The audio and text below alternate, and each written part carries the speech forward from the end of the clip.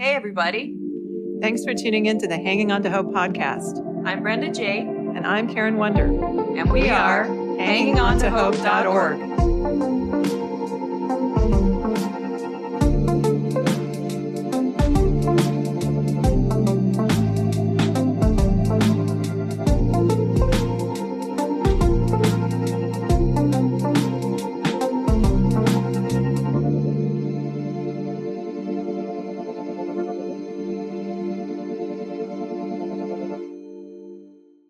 This podcast is intended as educational and is not psychological or medical advice. Always consult a professional when needed, and we disclaim any liability in connection with the instruction, information, or advice given. Hi, everyone. Welcome to the Hanging On to Hope podcast. This is Brenda J. Today we have David Ruybalid on the show. I thought I would take the introduction because I was pretty sure Karen wouldn't be able to pronounce the name. So David is a Trauma Informed Theologian, pastor, worship leader, spiritual abuse survivor advocate, speaker, and co-host of Evolution of Faith podcast. David helps in faith renewal and religious trauma-informed recovery, and his expertise extends to guiding victims towards healing. So welcome to the show, David. Thank you so much. I've been excited about this. Yes, we're excited. Yeah, here. Definitely. So this is Karen. It's nice to officially meet you. Yeah. Continuing with part 2. Yeah, it's kind of sad. And like a lot of times it just becomes a business and no longer the love. And so I just try to focus on having a relationship with God and being in his presence. And then I still am in the church and part of the church. But yeah, I've heard a lot of that's going on behind the scenes in churches. It just becomes a business. I forgot about about God. Yep. And then you're protecting the institution and the voice of God, so to speak, not within that institution. Yep. Yeah. Okay, so what is a healthy way to address emotional avoidance? Yeah, I would put this in the same kind of category of sometimes I talk about religious addiction, that we run to religious practices and beliefs almost to satiate our pain as opposed to walking with Jesus through them. And then I would also put this in the concept of spiritual bypassing, which I know that you guys were interested in talking about, where spiritual bypassing says, hey, I'm going to make everything more spiritual than it is and not really. This is why I love Jesus, because Jesus is both God and he's human. He's God in human form, which means that he didn't ignore the physical side. Like, he didn't ignore Matthew 4 as he's fasting. The first thing it says is he was hungry. It doesn't avoid those human-like desires and human-like needs. And he's weak in that moment that he's hungry. And so I think for us, the emotional avoidance piece, the biggest thing to address that is to say, first of all, in order for us to be fully human, it means that we need to be able to experience what comes with that, which is both the good and the bad, the moments of happiness and the moments of pain. And I think that in that, when we understand that God through Jesus, who was human, also experienced that, we don't over spiritualize thinking like, oh, like I need to get to this place up here. That feels no different than addictive practices when you run to things to satiate and avoid your pain. So, yeah. So that's basically avoiding the painful parts. Yes. Yeah. Mm-hmm. So I think for me, what I've learned is I've been on a journey the last probably 4 years of I even said to my wife the other day, learning to feel things deeply, I would not go back to avoidance or to coping mechanisms. Even though it hurts, I'd rather be human. And I think that sometimes we run at faith stuff to kind of remove ourselves from being human, as opposed to realizing that Jesus was human, and part of his redemption plan is for us to know what it's like to fully be human. And I love that. One of my posts quoting a guy from St. Joseph, Derek Vreeland, and it says, the cross and Jesus is where God and humans meet. And there is a famous theologian from the 300s by the name of Athanasius who said, God became what we are so we could become like him. And so what that means is that God's whole goal isn't for us not to be human.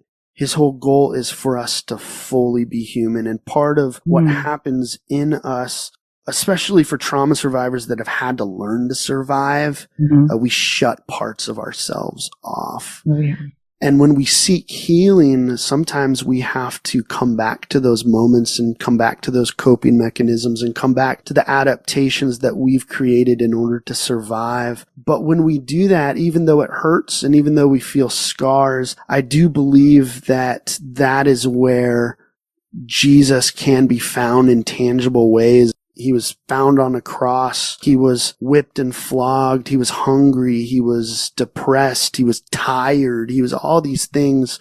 We see that he understands us and knows what we're going through. I really do believe that God doesn't want us to avoid. He wants to walk through everything we're going through with us. Yeah. He was acquainted with grief.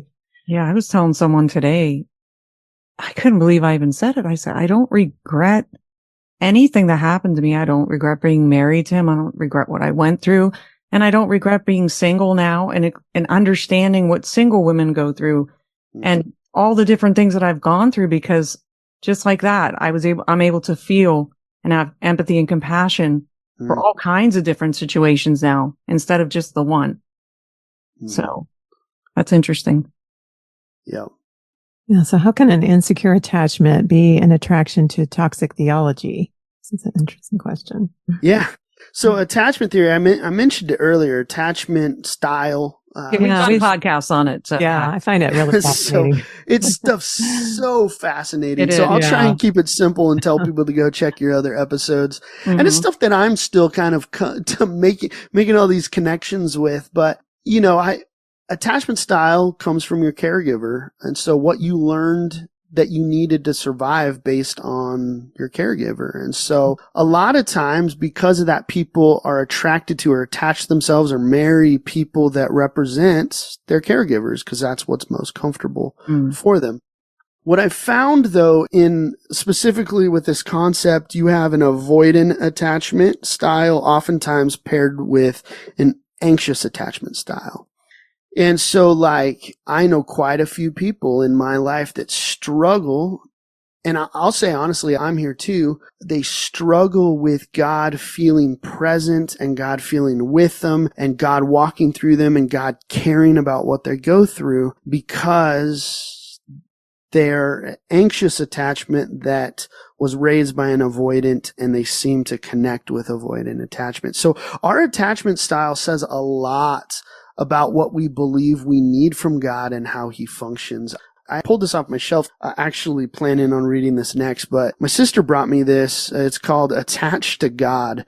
And it's by Crispin Mayfield. And the whole focus, it actually says the whole focus is, why does God feel so far away? The key is attachment style. And I mean, there's the basics that I've heard my entire life is sometimes people struggle with God as Father because of their own fathers. Yeah. Sometimes people struggle with, I struggle feeling like God is disappointed or angry at me because of how that's been pinned up with people in my life that have been authoritarian. So, yeah. Yeah. That's why when the Shack came out, which was very controversial, I know, but I related to it because they addressed that, that God was represented as a woman, and I think a lot of people related to that. And that's probably part of why that book got so popular. That was brilliant. But if you think about it, it's kind of scandalous that God, the creator who is, an infinite being, would become human. Yeah, exactly. So there's a scandalous way in which God chooses to accommodate so that we can understand. Yeah. And so I think that if we are overly legalistic and overly rigid, we can put ourselves in boxes and only in the boxes that we know, as opposed to allowing God to break those boxes a little. Yeah. Yeah, that's good. Yeah. So why is it so important to build a safe environment for religious trauma survivors? Yeah, I think that religious trauma survivors won't heal unless you create that environment. Now, from the perspective of I'm a pastor of a church, I'll say this, and I see this left and right, is because many people don't see the church as a safe place to heal, they're trying to find other places to heal. And so safety is the biggest key for people to let down and begin to heal. It took me, with the lead pastor I work for now, it took me a year and a half before I actually trusted he was a safe person. Yeah. I mean, people would tell me, they'd be like, yeah, he's a good guy. He really looks like Jesus. Even people I trust. But it's kind of that cognitive dissonance. Like, I hear it and I believe it. I want to believe it. But until my entire body and everything feels like it could let down, I'm not going to. Right. And I've found that, and I don't prop him up on a pedestal. He's not perfect. But what I've found is, I would say he's a very secure man because he had a very secure attachment to a very good relationship with his father. I found that I feel at home to fully be me around him. And it has began to change some of my beliefs of what I believe the church can be. So I think it's really important to be a safe place. So. Yeah, that's huge. That's good that you're feeling that, because I feel like you are going to have a big impact on bringing healing to people. Yeah. I do struggle with feeling safe around people. Like, I don't let very many people in because I don't feel safe. So it's very, very hard.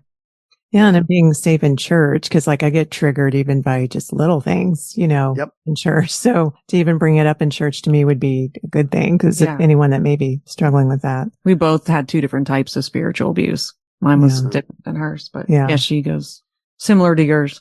Yeah. You talk about navigating triggers from spiritual abuse. What are some things you can consider doing as strategies for wellness from religious trauma triggers? Yeah, let me say this. Let's go into this question and let me zoom out and just say that I really believe that God prioritizes healing. I think that, we could pressure ourselves and we could allow people around us to pressure us. I hear oftentimes people are like, oh, they just need to get back to church or whatever it is. And I'm like, man, God cares so much about our healing.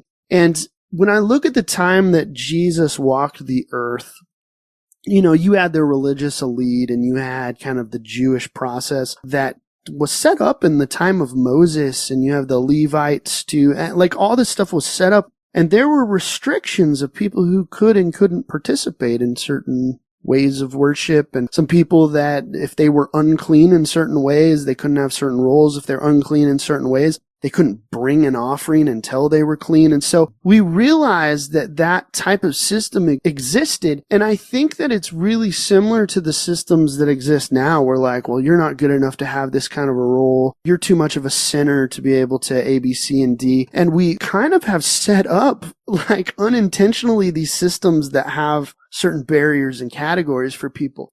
And I think what I see from Jesus, like in Luke 15, he's speaking to a crowd that has all kinds of people. So it says, you have the teachers of the law there, but you also see that there are tax collectors and sinners. Like, it's very clear there. And in his time, the sinners were a specific class of people that were either put there because they weren't repentant, or because they were maybe sick with leprosy and they believed, like, they asked Jesus, like, why is he blind? Well, I think it's in John 9. Was it his parents or him that caused him to be blind? And so there are all these, like, things around. And so when Jesus enters in, there's all these people that you consider part of the Jewish religion, but for whatever reason, the barriers that were put up didn't allow them to participate in specific ways. And so from that framework, I believe that if there are things in our lives that we're struggling with, that have been done to us, or that we've done inside of us, and oftentimes it's because of shame. It's like, I'm not good enough. I am this. I am unclean. I am broken. That's what shame and trauma does to us. Yeah. We distance ourselves from those religious establishments and ways. And so if you put that as kind of like a similar metaphor to now, what we see is Jesus steps in, and before he tells them, hey, go to church or go make your sacrifice, he cares about healing, and he brings about healing. And so we see in Luke 5 or Luke 17, when he heals these people with leprosy, he brings about healing first, and then he sends them to go make a sacrifice. And so when I see that from the framework, and I'm walking with people who have walked through crazy abuse and there's trauma and religious trauma involved, I'm like, man, what Jesus cares about is your healing. Let's focus on that. Not like, hey, will you go to church? Hey, you just need to go to church, and hey, you just need to forgive that person because you're harboring bitterness, or any of that stuff. Like it's getting to the point where healing is what is most important.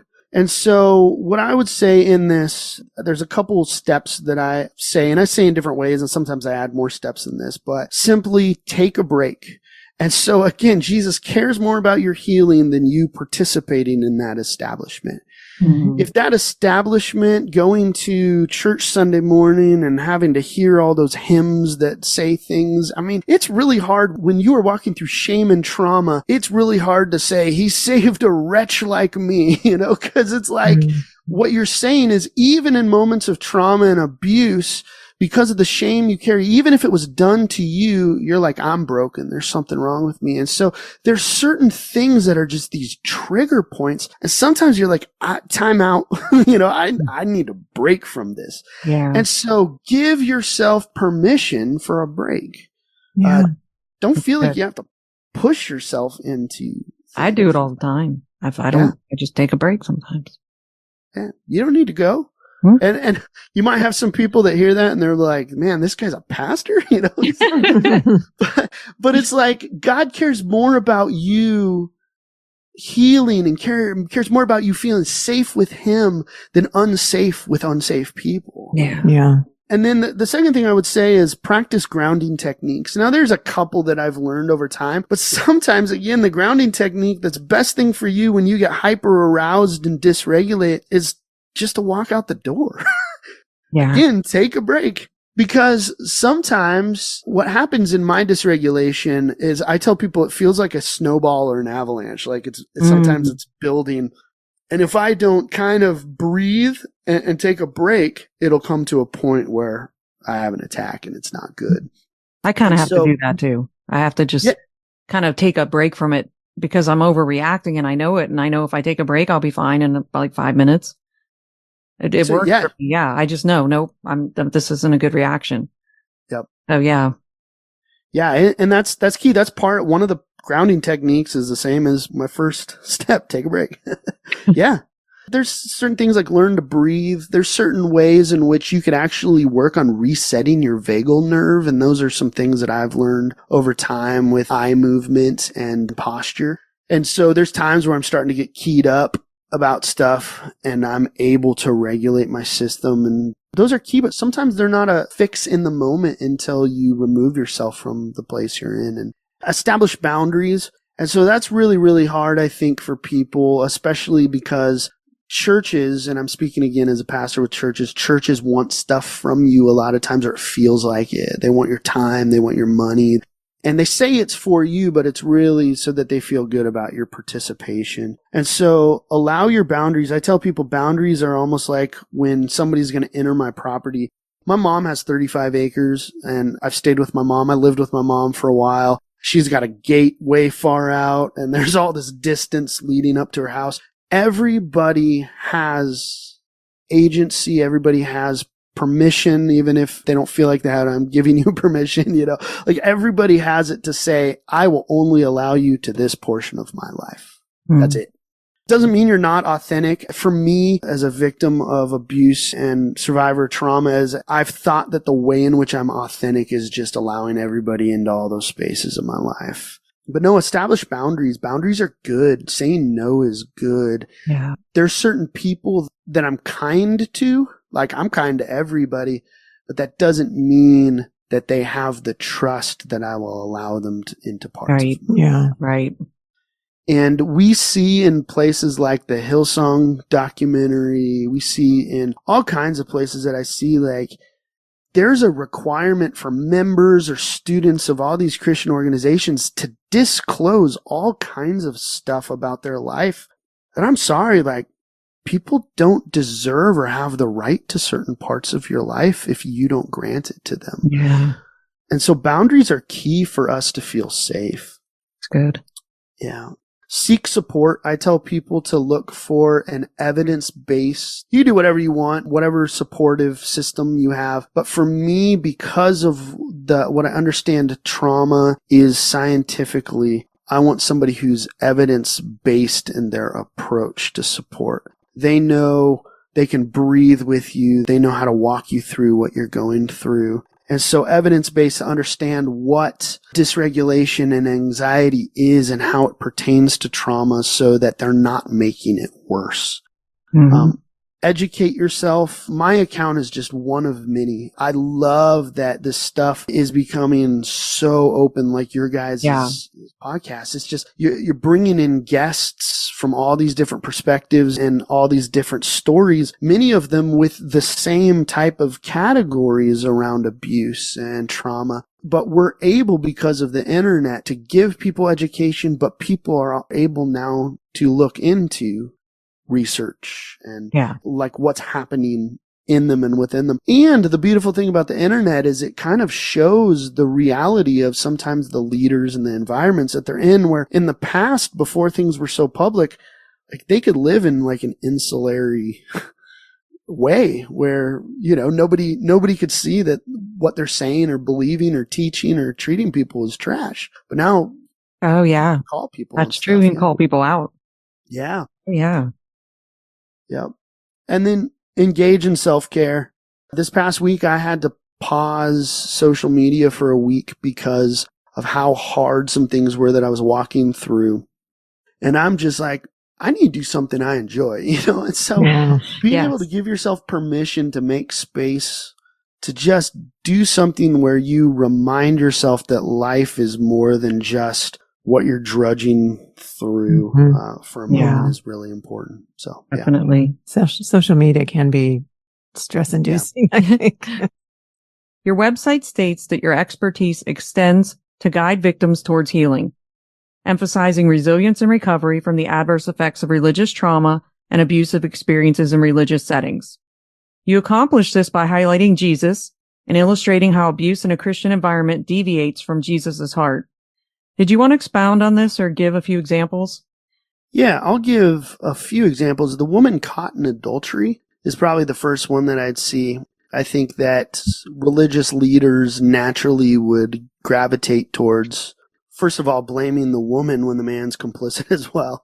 But in that instance, they would, again, I've told you stories, publicly shame the victim, the person involved, whatever her role is, and the scripture doesn't say, but there would be, I think at that moment, their reaction to her that isn't like Jesus's reaction is a form of spiritual abuse. Yeah. Yeah, that makes sense.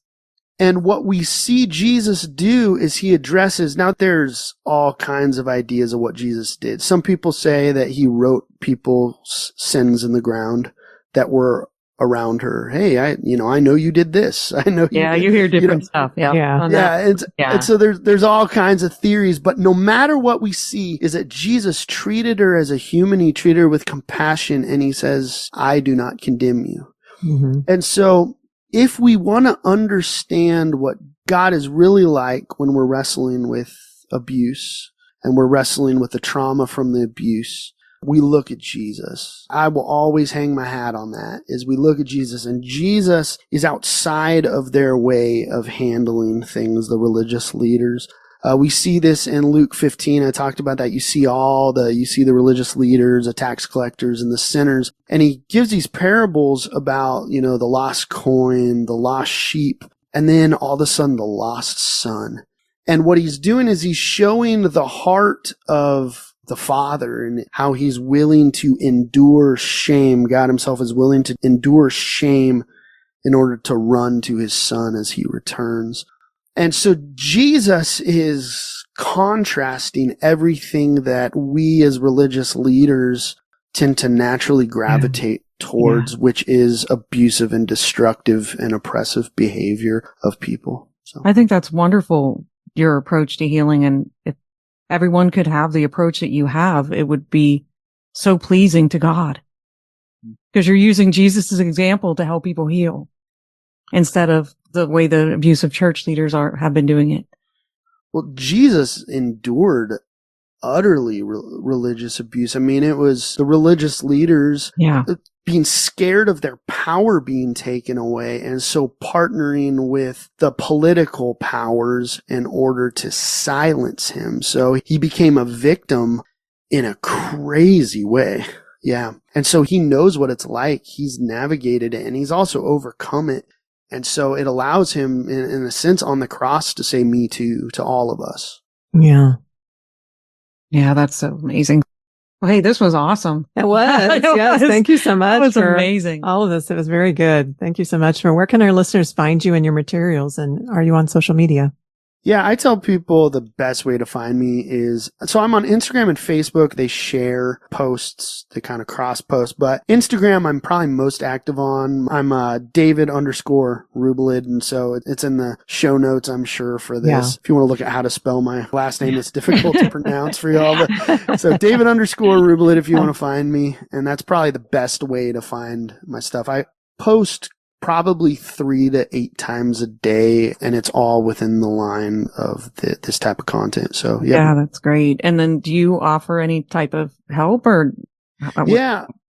So kind of where I'm at is I personally don't, because of my bandwidth. I partner with 2 different organizations and 1 denomination in consulting and coaching at that level. And so if people are wrestling with different things or looking for mediation or consulting or resources, I will bring them into one of those organizations. That's what we do a lot. We work with a lot of organizations. We work with so many nonprofits in the area. Yep. So it helps. We it's helpful. Have to work together on all these issues. Yeah. I'll say this. I talked earlier about there's not as much research that needs to be done into religious trauma as, like, not enough research being done as there needs to with religious trauma.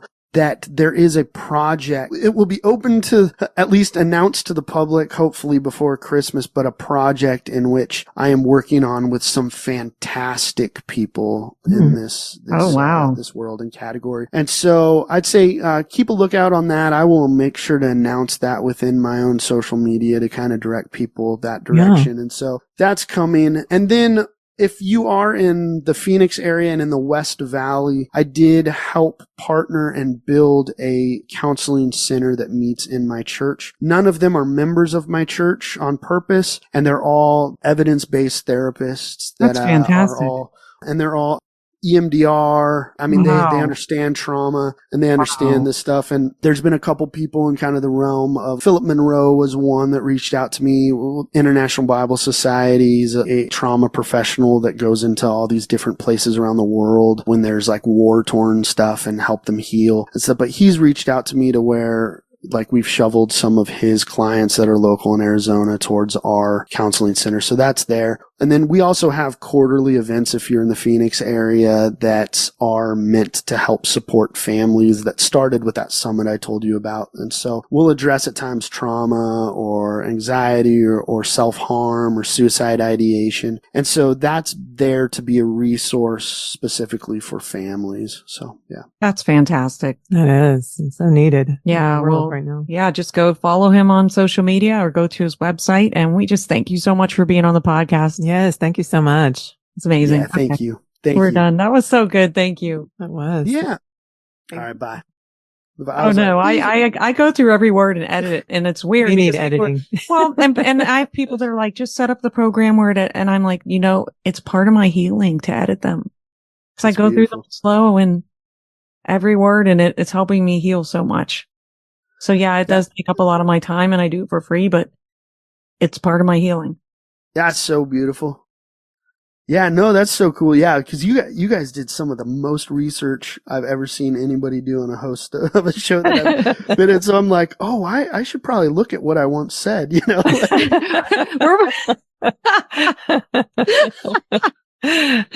We're both very similar in our research. Too. Yeah, we're very alike. Like, we don't even talk about it. We're just we're the same. We're deep. Yeah. I never used to be deep. I come from the most unemotional upbringing. And my mom will be like, "You're too deep for me, Brenda." You used to tell me I was too deep, but see, now you're just as deep. I'm just like, "You're too deep for me, Brenda." She can't even talk to me. That's funny. I think deep is a good thing. Yeah. Thanks for tuning in to Hanging On to Hope. Check out our website, hangingontohope.org. There are resources on there, and if you would like to donate or volunteer, you can do that through our website. We are a brand new nonprofit, so we appreciate any and all support. And we thank you for listening, and until next time, keep hanging on to hope. We are evidence that there is hope and healing for you, and our passion is to help you find it too. So thanks for tuning in. Thanks for listening, everyone.